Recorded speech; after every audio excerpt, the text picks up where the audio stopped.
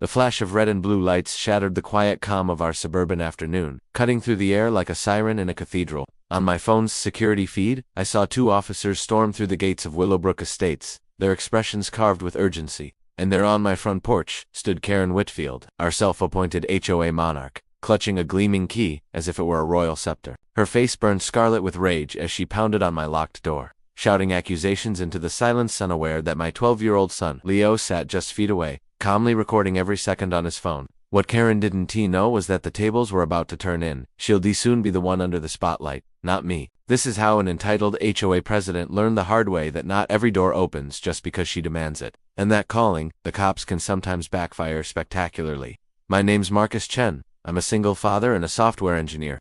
3 months ago, Leo and I moved into Willowbrook Estates, a gated community that I thought would be peaceful, modern, and safe. The lawns were perfect. The schools had great ratings, and the HOA rules seemed reasonable on paper. What I didn't expect was Karen Whitfield, the woman who treated her HOA title like she was the mayor, sheriff, and supreme judge of the neighborhood all rolled into one.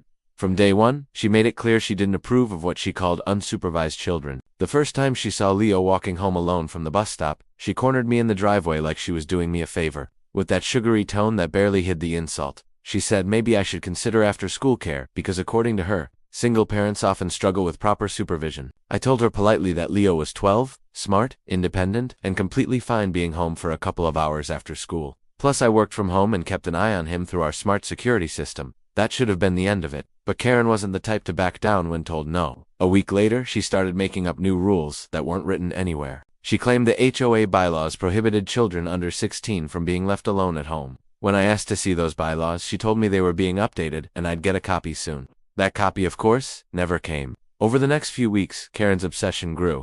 Every afternoon, her silver SUV would appear right as the school bus arrived. She'd slow roll past our driveway, pretending to check mailboxes or street signs, but always keeping her eyes on our front door. Sometimes she even parked across the street, just watching. Leo started asking me why the mean lady was always spying on him. Things came to a head one Tuesday in October. I was in the middle of a crucial video conference with clients in Japan when my phone buzzed with alerts from our smart home system. Someone was trying to unlock our front door again and again, but the key wasn't working.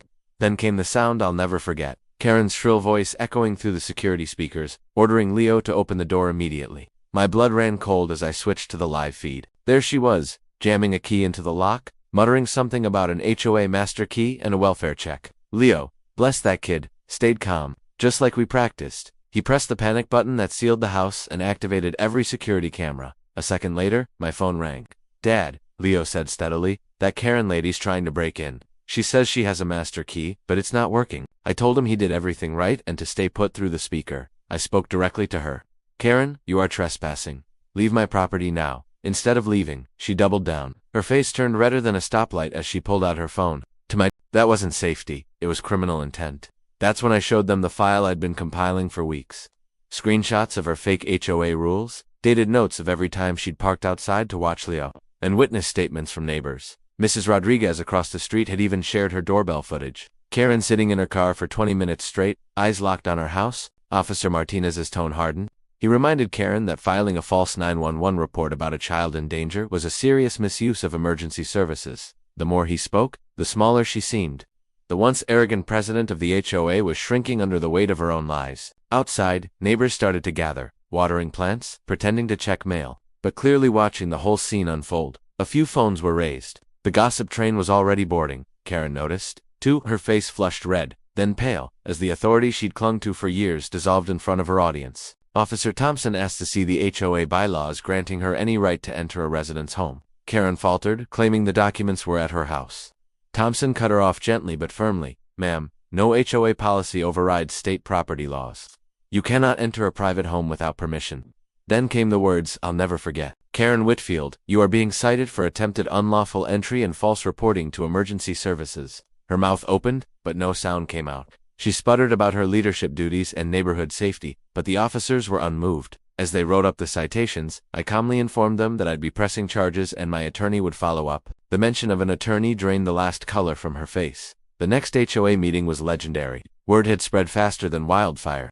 Half the neighborhood showed up, many who hadn't attended in years. The air buzzed with anticipation. I brought my attorney, Jacob Morrison, An HOA specialist with a reputation for dismantling bullies like Karen. Jacob laid everything out like a courtroom presentation. Unauthorized key duplication, attempted break-in, false reporting, harassment. It was all documented, time-stamped, and undeniable. He even called for a full audit of the host key control policies to ensure no other homeowners had been compromised. As he spoke, the board members shifted uncomfortably. Tom Bradley, the treasurer, admitted Karen had tried to sneak in a motion for mandatory welfare checks without any board approval. Sarah Kim, the secretary, produced the minutes showing the board had explicitly voted against granting her entry authority. One by one, they all distanced themselves from her. When the vote of no confidence came up, the result was unanimous. Even Karen's usual allies couldn't defend her now. The room erupted in murmurs as Karen shot to her feet, her chair screeching across the tile. "You'll regret this," she shouted, her voice cracking. "This neighborhood will fall apart without me."